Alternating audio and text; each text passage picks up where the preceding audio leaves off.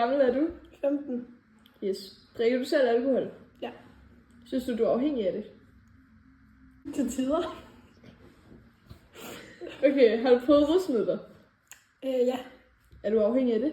det vil jeg ikke sige. Nej. Har du nogensinde følt dig presset til at indtage alkohol eller til rusmidler imod din vilje? Ikke hvad jeg kan huske. Okay. Hvad synes du om den nye lovgivning om, at unge på 16-17 år kun må købe alkohol for 6%, når den førhen var på 16,5%?